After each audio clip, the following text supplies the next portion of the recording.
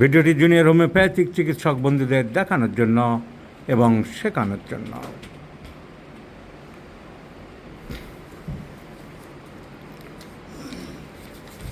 এই ভদ্রমহিলা, the young gentle lady, aged about 20 years. Aged about 20 years.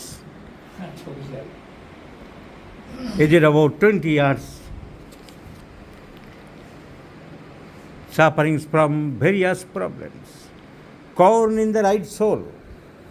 এই কর্নগুলো খুব শক্ত হয়ে গেলে একটু কেটে দিতে হয়। আমি হোমিওপ্যাথিক জুনিয়র ছেলেদের শিখিয়ে দিচ্ছি। এগুলো এই ব্লেড দিয়ে আমরা একটু আগে কেটে দিয়েছি। আগে মাথায় ছিল না, তাহলে কাটার দেখিয়ে দিতে পারতাম। আস্তে আস্তে এগুলো কেটে দিতে হয়, শক্ত ভাগটাকে কেটে দিতে হয়। তাহলে corn in the sole, number 1, corn in the soles. Number 2, nasal polyp. Number 2, nasal polyp. nasal polyp. Number 3, deposition in the corner of the eyes. আগে কোলেস্ট্রল বলা হতো, ওসব ভুল কথা। এর আলাদা একটা নাম আছে স্কিন ডিজিজে, নামটা এই মুহূর্তে আমার মনে পড়ছে না। এর একটা আলাদা নাম আছে, জেড দিয়ে এরকম নাম। তো deposition, it is the pigment deposition in the corner of the eyes and lipomas here and there, big big lipomas here and there. কোথায় দেখাও? So lipoma here and there, শক্ত শক্ত হয়ে উঁচু উঁচু হয়ে যাচ্ছে। সো যে কটা কমপ্লেন পাওয়া গেল, deposition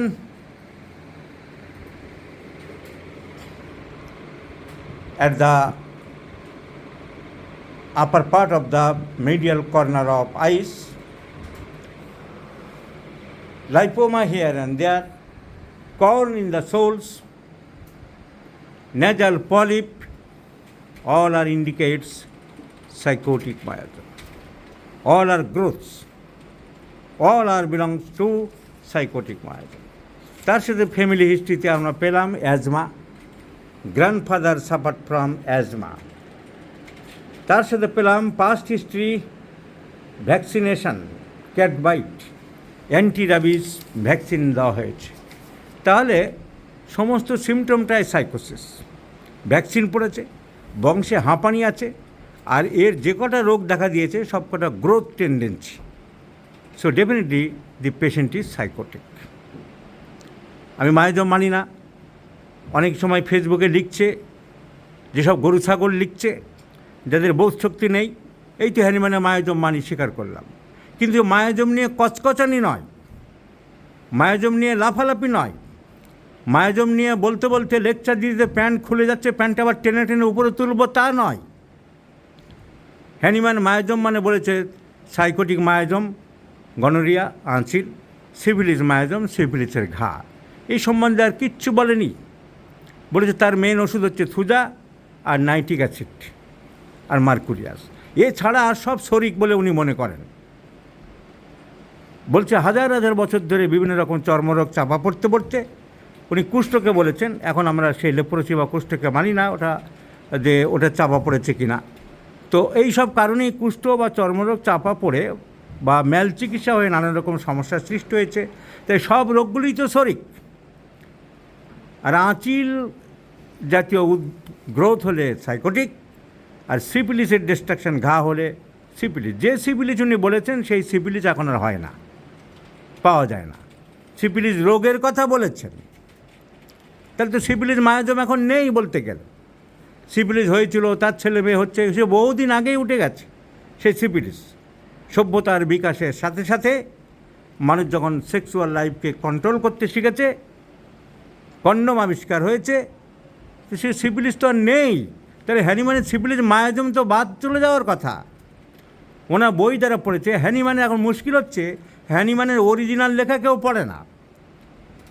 কুকুর, ছাগল, গরু, ভেড়া, বিড়াল এদের লেখা পড়ে নাচানাচি করে, যে যার ইচ্ছা মতো লিখে গেছে। আর এই হ্যানিম্যানের যে কোরানিক ডিজিজ, তার ভিতরে মায়োজম লেখা আছে। সাইকোসিসের 1.5 পাতা, সিফিলিসের 1.5 পাতা, এইটুকুই বলা আছে। আর সব বলেছে সোরার অনেক উদাহরণ দিয়ে বই বড় ভলিউমটাকে বড় করেছে, যে বিভিন্ন রকম এইটাই সোরা, এই স্কিন ডিজিজ সোরা। তাহলে হ্যানিম্যানের মায়োজম যদি মানি, এখনকার দিনে আর সিফিলিস মায়োজম নেই।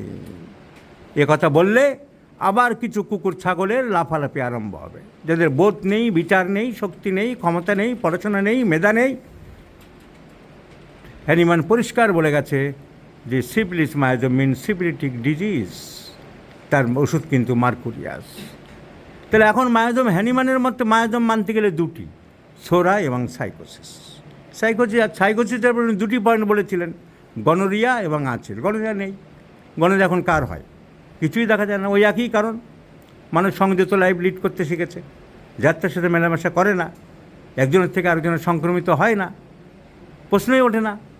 তাহলে আঁচিল জাতীয় উদ্ভিদটাই এখন শুধু আমরা ধরবো, যা গ্রোথ, ওইটাকে আমরা একটু ডিপলি নিয়ে গেছি যে কোনো গ্রোথ মানে সাইকোসিস।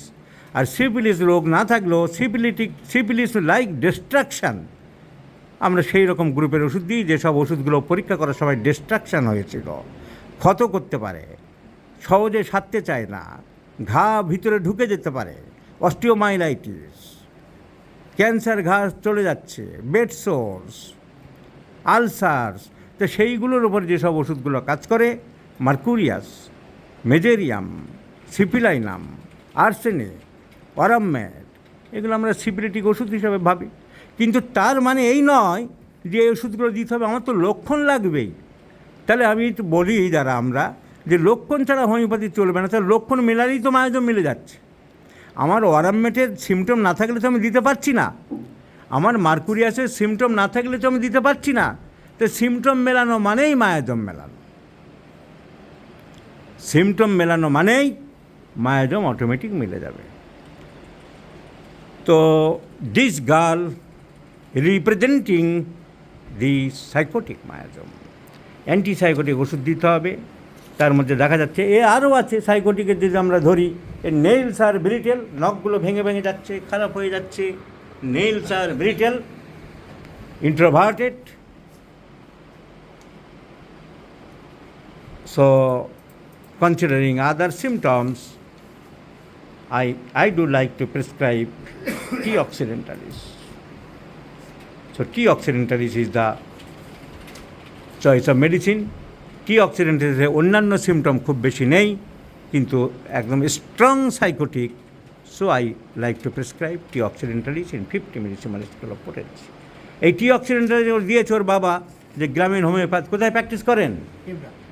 মেদিনীপুরের ডেবরাতে প্র্যাকটিস করে। আমাকে যারা অনেকে সমালোচনা করে, অনেকে লেখে যে এই যে গ্রামীণ হোমিওপ্যাথদের যারা এরা করে, যে উনি পড়াশোনা করে ডিগ্রি করেননি, BHMS করেননি, প্র্যাকটিস করে সারা দেশে লক্ষ লক্ষ অ্যালোপ্যাথ, হোমিওপ্যাথ এরকম প্র্যাকটিস করে। উনি তাদের মধ্যে একজন। উনি তো থুজা দিয়েছেন। কত পাওয়ার দিয়েছেন? কটা ডোজ দিয়েছেন? থুজা 1M 3টে ডোজ দিয়েছেন। তার সাথে আর কিছু মিশিয়েছেন? অনেকে 10-12টা করে দেয়, সেরকম করেননি।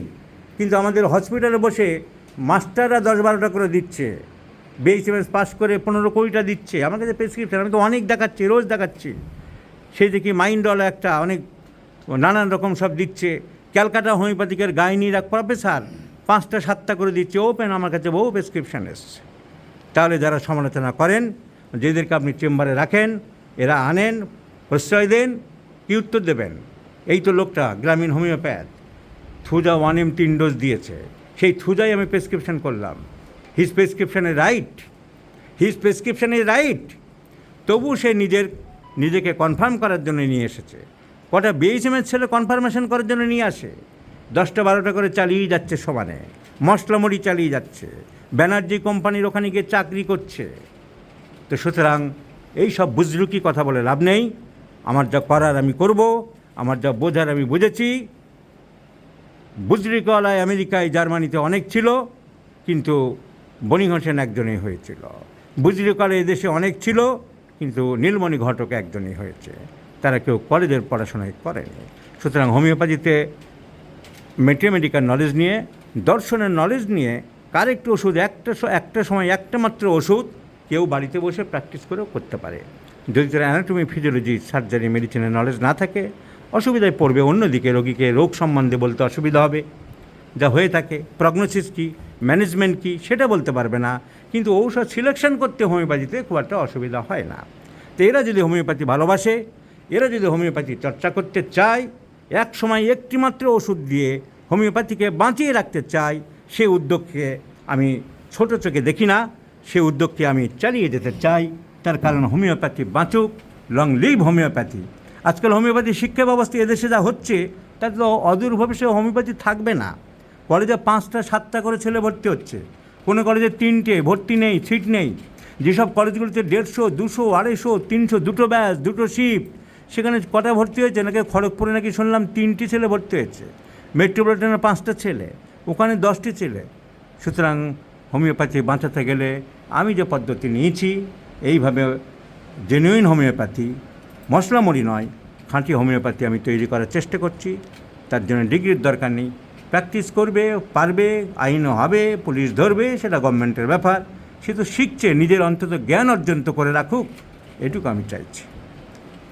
তো এই ভিডিওটির মাধ্যমে দেখিয়ে দিলাম যে গ্রামীণ হোমিওপ্যাথ কারেক্ট প্রেসক্রিপশন করেছে, তবু সে নিজের কনফার্মেশনের জন্য নিয়ে এসেছে আমার কাছে। এই তো এই পেশেন্টের দেখিয়েছিল এই যে প্রদীপ ব্যানার্জি, সেই ব্যানার্জি কোম্পানিদের একজন, সে মারা গেছেন ওনার ছেলে। তার প্রেসক্রিপশন হলো ক্যাম্ফোর 200, ফসফরিক অ্যাসিড 200, ক্যালকেরিয়া ফস 3x, হায়োসোমাস 6, অ্যান্টিম ক্রুড 6। এই তো লেখা আছে BSMS ক্যালকাটা ইউনিভার্সিটি, এই তো লেখা আছে কি ডিগ্রি লন্ডনের, এই তো লেখা আছে কি ডিগ্রি ইংল্যান্ডের, কি ডিগ্রি।